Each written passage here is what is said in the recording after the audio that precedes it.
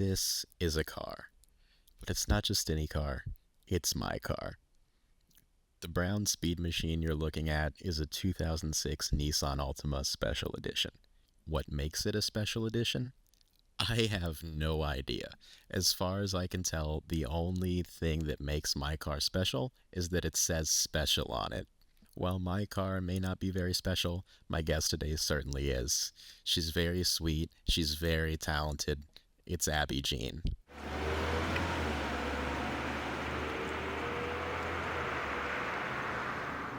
Hi. Oh my god, how are you? Good. Long time no see. No, for real. Oh my god, hello. My name's Abbi. I go by Abbi Jean musically. I am 20, just turned 20 2 days ago, and I'm a musician. When did your sort of interest in music begin? Definitely when I was like 5 and watching Disney Channel. And people giggle at me when I say that, but like Camp Rock and like Wizards of Waverly Place, when they would like sing and perform, I was obsessed with them. I remember like my mom has this video of me singing Jonas Brothers. It was like my first Christmas with my grandparents when I was like 4, and I was sitting there singing, and they were like, "Oh my god, she's so cute!" And I was like, I had headphones on, and I was like literally belting Jonas Brothers, and then I realized that I think I've always kind of wanted to do music. Like I've always would go to concerts. Like Selena Gomez was my first concert when I was 6, and like I saw her up on stage, and I was like, I want to do that. Did you start School of Rock freshman year? I started School of Rock sophomore year, so I quit dance my sophomore year and was like, I need something.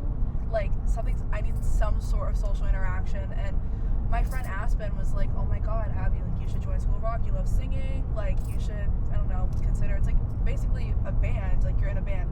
And I was like, oh my god, I've always wanted to do that. Music taste changed drastically once joining. I was very much into like hard rock, metal, all that stuff, and I loved singing it. And that was a turning point for me. It was like crucial in my life, I think. What is that program like? Like what's the pipeline from first day School of Rock to where you're at now? So I started and I was in these little performance groups. So basically you pick a program that you want to do. You have like 3 options. One was like 80s rock, it was like punk versus reggae, and like a Weezer show. So you can either like sing Weezer, or you can sing 80s tunes, or you can like do like punk and reggae stuff. And then we had this thing called house band, which we all try out, we come together, we practice every Monday for 3 hours, and then you do shows more consistently than the performance group. So it's a little bit more like niche, like you all are like together a lot, you're bound to be best friends. And so my group decided to kind of create like a band out of it, and you know, like mess around, and we called it like the .5s, and that was really fun. We performed at a lot of like local venues around here. I know like you came to shows, like and photographed us or whatever, and like that was really cool. And that really, like that fall of senior year of high school, I was like, this is what I want to do. Like I have never felt so passionate about music until I think like that moment. Where would you say you are your truest self? On stage.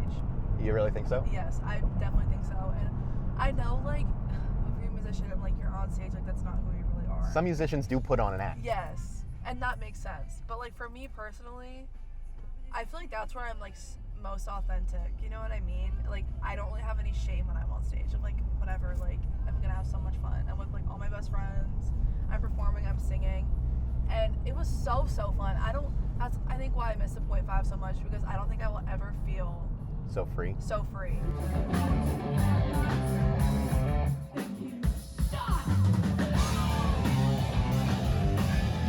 It was so cool to like be on stage and actually feel like an artist for once, and like people actually like knew who we were, and I was like, oh my god, like I want to do this. So the first time that I came to see you was a .5 show at Elevation 27. Yeah. I don't remember how I found out, but I was there, and like that was a legit production. I know. Like that was a serious deal, you know. So did School of Rock put that on? Yeah. Okay. No, that was a really awesome moment too. I love that band, and I would do anything to like go back and relive like all of that. Peaked in high school? I know. I felt like I peaked in high school. Dude, after that. Like, same. It's okay. I know. It's just downhill from here. I know. Now I go to college. And I'm like, cool. What are you studying? I'm studying international affairs, political science, and Italian. So. Okay. Communication major. Okay. I don't even know what you do. What do you do with that? Well, I guess I could like go into diplomacy, but if anything, I want music to work. Yeah. This is what I want out of life. I mean, I think it's always good to like separate the two. People sometimes don't understand that. Like I remember, so fun fact, I auditioned for American Idol a couple months ago, and I had to keep on the DL because they scouted me or whatever. Do you have to sign an NDA? I had to sign I did have to sign a contract. They're like, if you get on the show, this is what can happen. Blah, blah, blah. It's kind of scary, but they were like, why don't you like study music? I was like in the interview, and I was like, because I want a separation, and then I didn't get the call back after that. You think because you didn't study music? I think it was just because maybe they didn't think I was as passionate about it as other else. people. Yeah. Because I was like in the breakout room. It was on Zoom, which is already scary. I mean, like you're auditioning with, like people have their setups like ring lights. I was in my college apartment, okay, like with my guitar. I was like, oh my god, it's happy to be here. Other people had like full on like music rooms, and like they were sitting with their like grand piano, and like you could see the 8 guitars behind them. Like they were clearly looking for their shot. Yeah, exactly. And like I was too, but like I know that the TV show is not like end all be all, so I just kind of like did it for fun and to see where it'd get me. But yeah, I don't study music, and I think it's just because studying music would kill my creativity, I believe. Like I was gonna ask you, what's it like to be a recording artist while you're in college? It's a lot. I feel like sometimes I question, like, am I doing the right thing? Like, should you pick one? Or that's what everyone says, because I was like, what if I go like a pre-law route, and then I'm like, wait, if I do pre-law, like I cannot you don't have a chance. Allocate myself to music.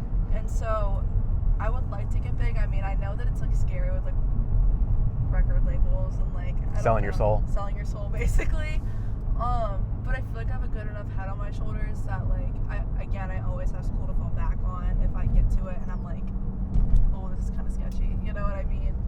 How's the music scene at JMU? It's good. It's very diverse, I would say. There's a lot of like heavy like screamo stuff, and then there's also a lot of indie like folky Americana stuff as well. There's all of it, because you're in like the middle of nowhere, you're bound to have some bluegrass in there. I love bluegrass, it's great, but the people there are really sweet. Some of them very pretentious. A lot of them actually don't take me seriously at all, which does make me upset sometimes. Well, they're on the same level as you though, right? Like, well, it's not even like the musicians, it's the people. Because I don't know if you guys like at CNU have show houses. It's like when you go to a house and in the basement there's like bands, and they have like 4 bands. It's like every weekend. Yeah. And you don't like, at least like at ours we donate like $5 to get in, and it just goes, all the profits like go to the bands. Touring bands like sleep there, stay there. So I've seen pictures of these. Really? I was gonna ask you about this, and like shows in dorm rooms with like mattresses taped on the ceiling. That's so sick. It's so cool because like it just shows that people really do appreciate the music. Fun fact, we had this one called Crayola. It was the place to be. Everyone. The house was called Crayola? The house was called Crayola. It was like on like South Main Street in Harrisonburg. It was amazing. We'd go into the basement. I mean, obviously the basement's like low, so if you were tall, like, good luck trying to get in. I wasn't even struggling. I was like a 5'8" woman. But like, it was incredible. And seeing all the bands there, like, everyone there wants to see you succeed. The entire audience wants to see you succeed. And like, some of the people that are like living in the show house, that's where I like run into the issue of like people being pretentious, just because like I would never get booked there. I mean, it's very like, it's more catering to the heavy scene, but I still appreciate it, you know? Yeah.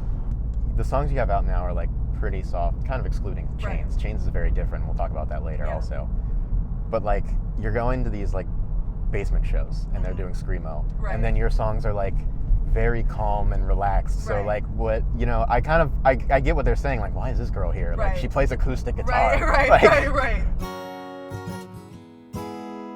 Talking in my sleep, panic dreams a burden to my head, my soul, and me.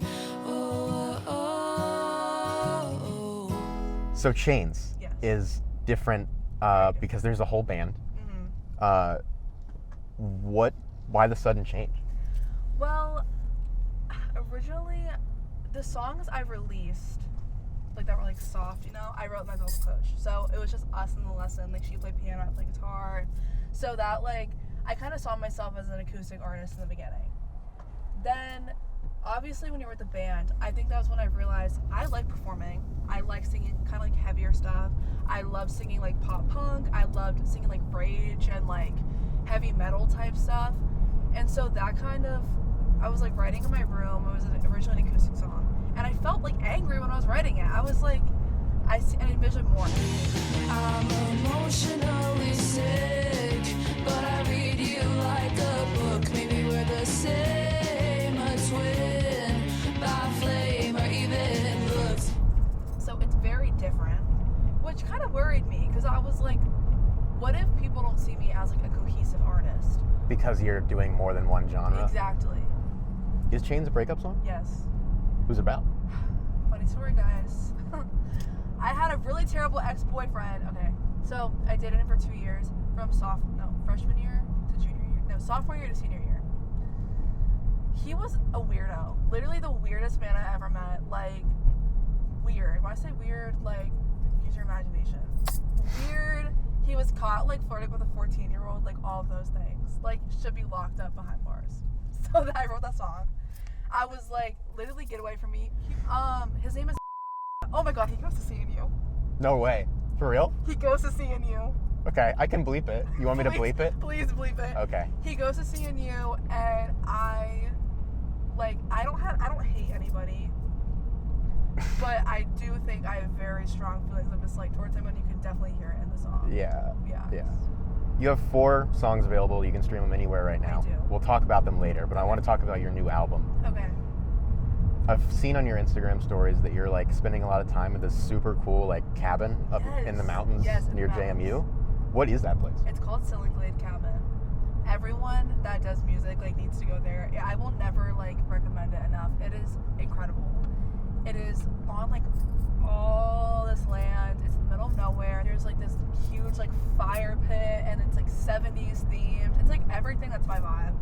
Because, you know, I was very into like the 70s vibe in high school. Still am, love it. The interior is amazing. The guy who does all the sound engineering is great, very like creative, and just made me think about new ideas that I wouldn't have thought about if he was not there. Yeah. And you just like stay there overnight for however long you want. I only did like 5 days with this album. That's why I like have some full band elements, and I wouldn't say it's as heavy as Chains was. But there's also some acoustic elements, so I'm like combining the two. But I've also like been getting into like shoegaze. So there's like kind of like a shoegazy-ish song. I don't know what that is. Oh my god, it's like basically like lots of pedals, lots of effects, lots of reverb, lots of delay. Like, but yeah, it was really cool like being able to play electric on my own stuff, because I don't think I've ever had the confidence on electric guitar to like record it. Why was that different from acoustic, like with your confidence? I don't know. I think school rock like kind of messed me up in that sense as well. I have so many like blessings from school rock. I love school rock so much, but being surrounded by like crazy talented electric guitarists, like you saw them perform. Some of them were like instant, like Jack and Kai specifically.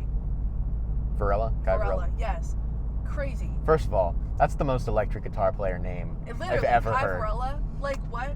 Insane. Being surrounded by that was amazing, to be surrounded by all that talent. But when it came to me playing electric, I was like, I will never be as good as them. And so that made me very apprehensive. Do you like performing with a band more than solo? For sure. Yeah. For sure. That's where I get all my energy out on stage, I think. Like running around. Yes, I love performing. Well, you look very natural. Thank you.